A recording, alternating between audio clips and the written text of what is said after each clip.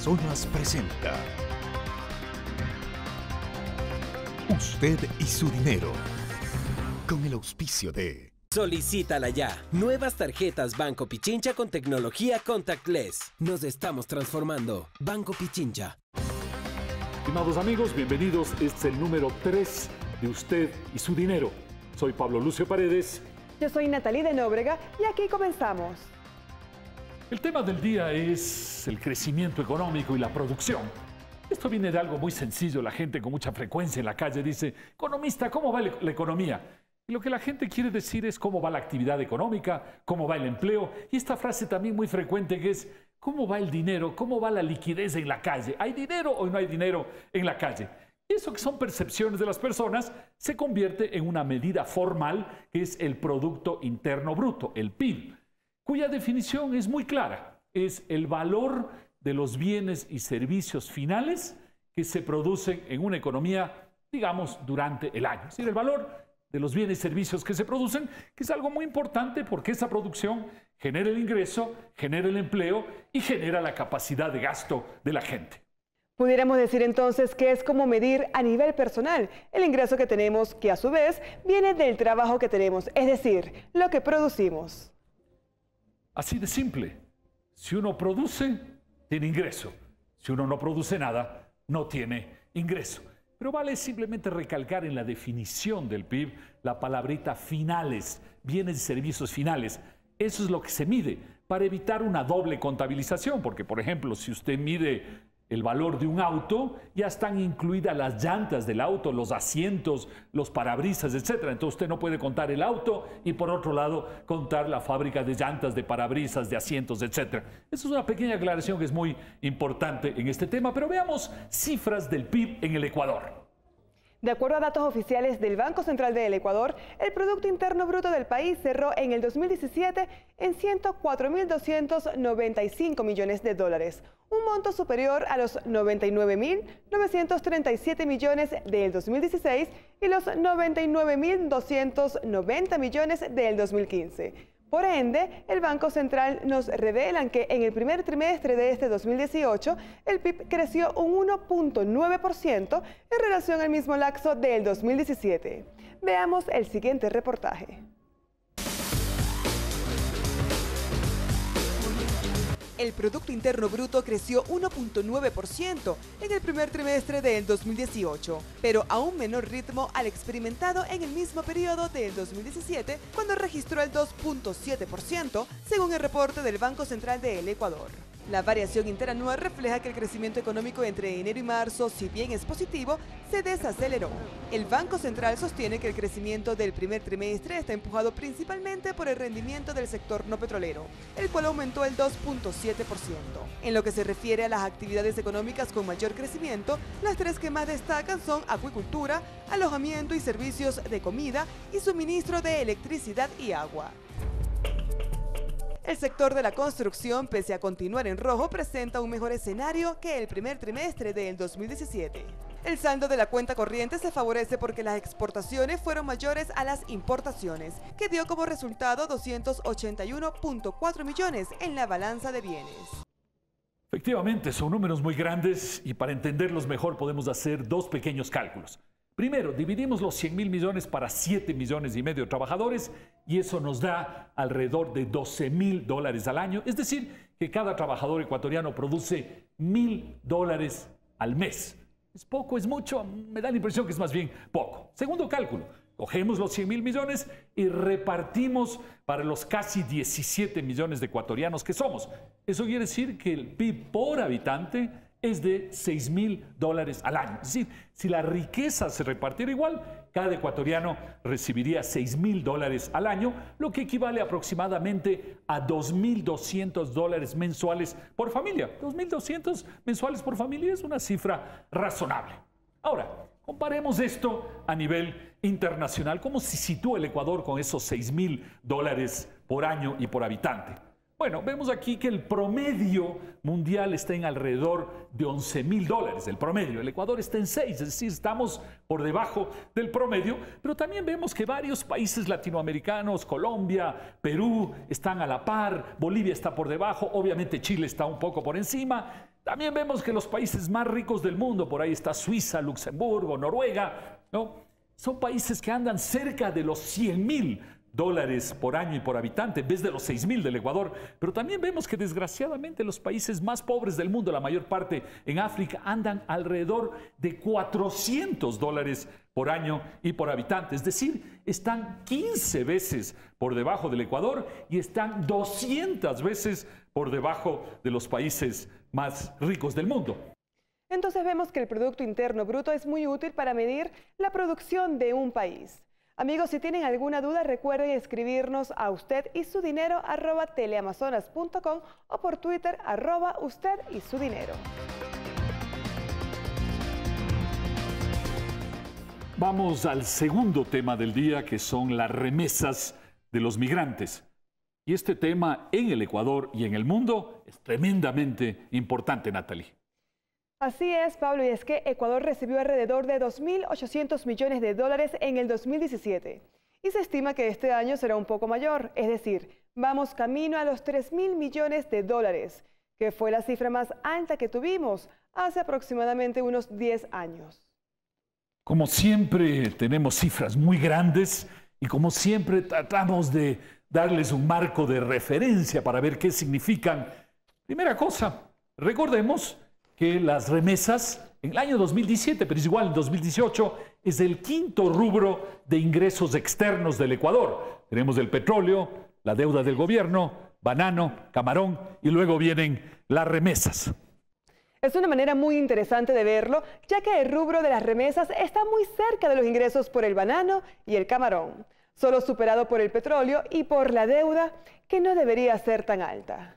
No debería ser tan alta, sin lugar a dudas, pero lo es desgraciadamente. Ahora, cojamos las remesas, cerca de 3.000 millones, y dividamos para el número de familias en el Ecuador, que son 3,5 millones. Eso nos da $70 mensuales por familia. Pero suponiendo que solo 1/3 de las familias ecuatorianas reciben remesas, pues tenemos que más o menos cada familia ecuatoriana recibe $200 mensuales por familia, lo cual no es despreciable. Y si miramos las zonas del país, ¿cuáles son las que más remesas reciben?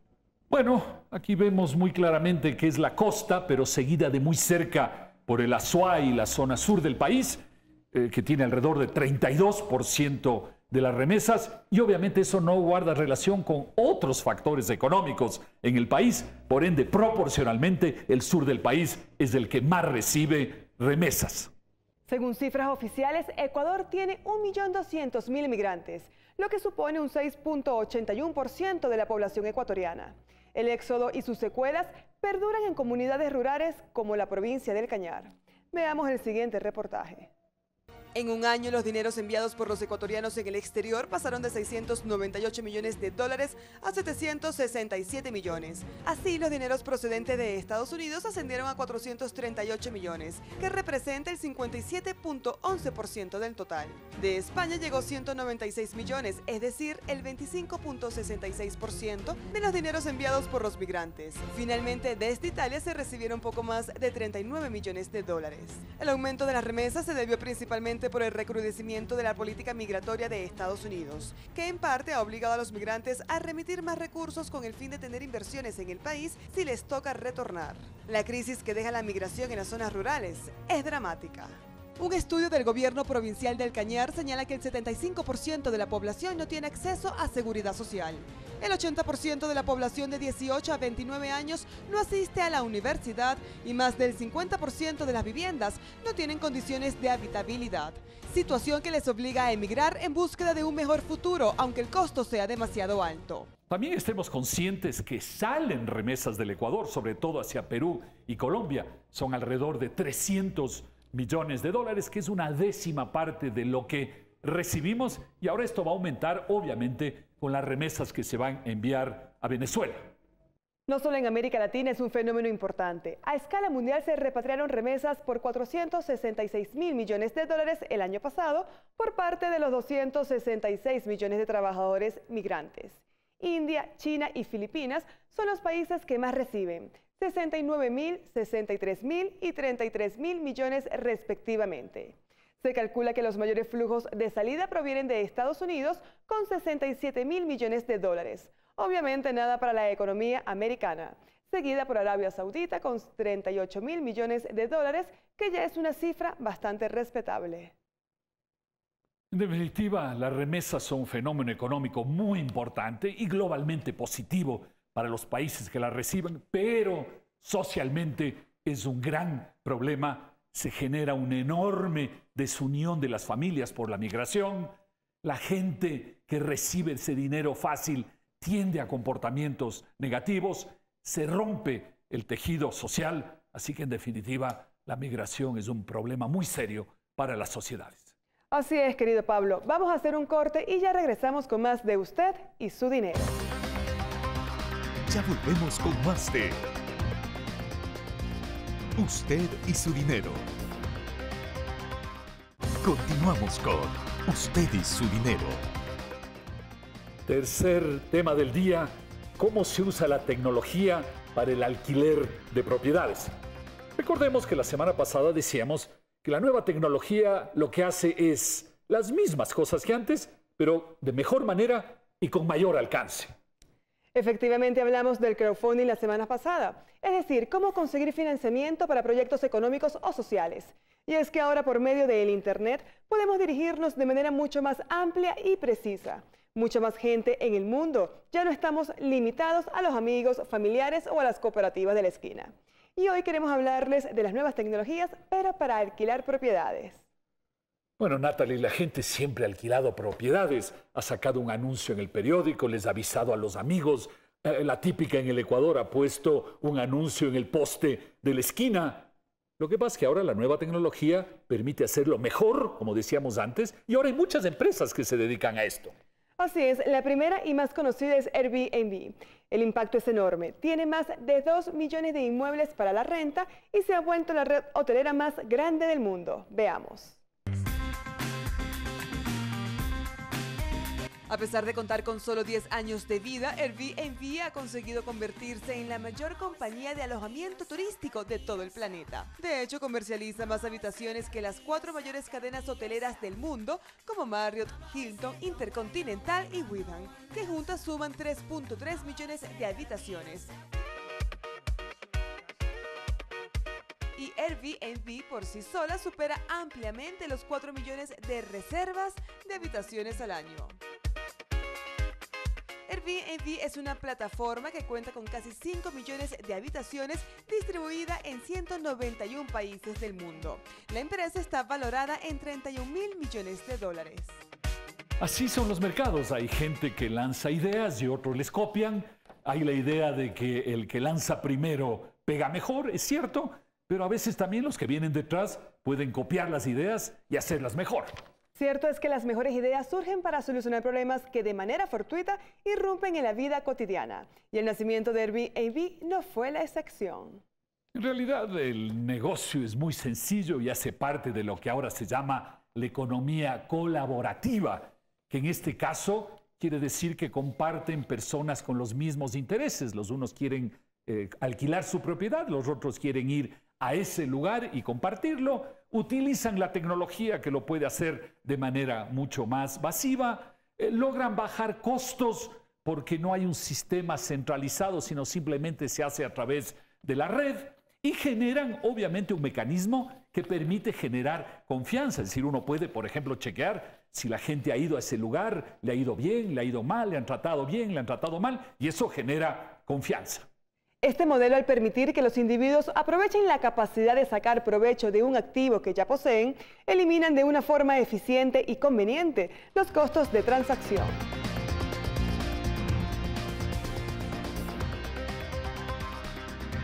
Este es el tema número 4 del día, la crisis en Venezuela.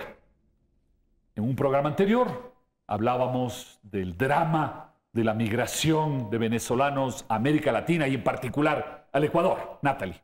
Sí, un éxodo dramático. Alrededor de 2.3 millones de venezolanos han huido del país como consecuencia de la crisis. De ellos, el 90% busca algún país de la región. Nicolás Maduro recibió un país severamente golpeado por Hugo Chávez, que entre sus primeras medidas cambió la constitución venezolana de 1961, que le permitió transformar de a poco la estructura democrática del país. Bajo el concepto del socialismo del siglo XXI, el gobierno se convirtió en el gran empresario, con la creación de 505 empresas. Sin embargo, 300 de ellas generaron pérdidas por 1.29 billones de bolívares en el año 2016. Y ahí lo que están en unos negocios, exprópiese. Asimismo, entre el 2002 y 2016, el gobierno expropió alrededor de 1.200 empresas a capitales privados. Hoy en día existen poco más de 270.000 compañías privadas de las 800.000 que existían. El Estado se fue quedando sin fondos, aunado a los altos niveles de corrupción. Sin embargo, a lo largo de su mandato, Nicolás Maduro ha culpado a Estados Unidos de haber desarrollado una guerra económica en contra del país caribeño. Es una guerra y tenemos que ganarla. Maduro no tiene cómo estabilizarse, no tiene dinero para redistribuir y ha tenido que recurrir a la represión y al apoyo de las Fuerzas Armadas. El propio presidente reconoció un mal manejo del país y anunció una serie de medidas económicas, entre las que figuran racionar la venta de gasolina, la más barata del mundo, y suprimir 5 ceros al bolívar. Paradójicamente, el país con las mayores reservas petroleras del mundo sufre de constantes cortes del servicio eléctrico debido al monopolio de la energía. Y es que el 70% de la energía eléctrica consumida por los venezolanos depende de la central hidroeléctrica Simón Bolívar. Estoy aquí dando una anestesia al paciente inducido y se ha ido la luz ya por tercera vez. A diario se registran decenas de protestas de ciudadanos que reclaman servicios básicos. No tenemos agua, no hallamos cómo trabajar. La escasez en Venezuela es un fenómeno que ha afectado a la economía venezolana en los últimos años y que ha generado una denunciada crisis humanitaria. Bueno, esta es la peor crisis en América Latina. La producción en Venezuela ha caído en un 50%. Imagínense lo que es. La gente produce la mitad de lo que producía hace algunos años. Y la razón es penosa, pero muy simple. Por un lado, el gobierno ha coartado las libertades, ha controlado los precios de las empresas de tal manera que las empresas no pueden producir e invertir. Ha habido estas expropiaciones que creo que todos hemos visto en el pasado, en que Chávez, por ejemplo, iba en una plaza y decía, exprópieme este edificio o esta propiedad. Y por otro lado, el gobierno se ha vuelto dueño de la economía y de la sociedad. Reparte subsidios y regalos a la gente, quiere meterse en todas las actividades y además hay una enorme corrupción. Algo realmente preocupante es que los precios de los bienes y consumo suben de manera increíble. Las cosas más sencillas llegan a valer miles o millones de bolívares. Lo que vive Venezuela es lo que llamamos en economía hiperinflación, es decir, cuando los precios suben, digamos, más de 1000% cada año. Ojo, el Ecuador nunca ha vivido esto. Muchísimos países del continente sí, el Ecuador nunca. Y cuando en el año 99 íbamos quizás en esa dirección, el Ecuador decidió dolarizarse para evitarlo y fue una muy buena decisión. Y en cuanto a la hiperinflación, Venezuela también va a batir récords, porque la peor crisis que se había visto era de unos 7.000 u 8.000% de inflación en Bolivia y Perú. Pero Venezuela ya está en el doble o en el triple. Sí, digamos que Venezuela esté en 10.000% de inflación, que en realidad esté más. Pero solo 10.000% de inflación quiere decir que los precios suben 101 veces en el año. 101 veces en el año suben los precios. Para tener una idea, con 100 bolívares hace pocos años se compraba 200, 300 huevos. En el año 2016 se compraba un huevo y en la actualidad ya no se compra ni la cáscara del huevo.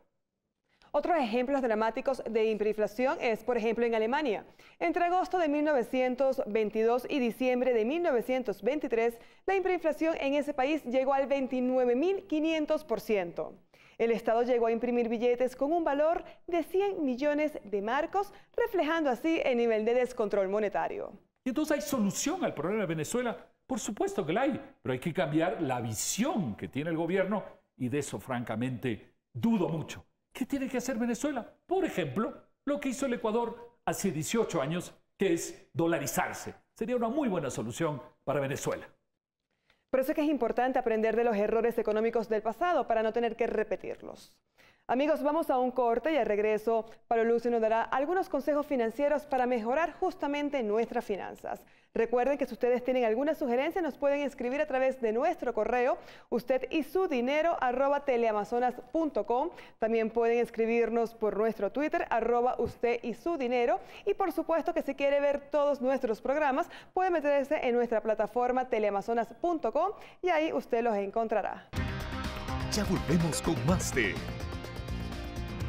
Usted y su dinero. Continuamos con Usted y su dinero. Último tema del día, tema 5, es consejos financieros alrededor del presupuesto, suyo, mío. Hablamos en semanas anteriores del gasto, de los ingresos, y al juntar los dos tenemos el presupuesto. Pero el presupuesto no solo es algo que es una cantidad de números uno tras otro, sino es algo mucho más importante.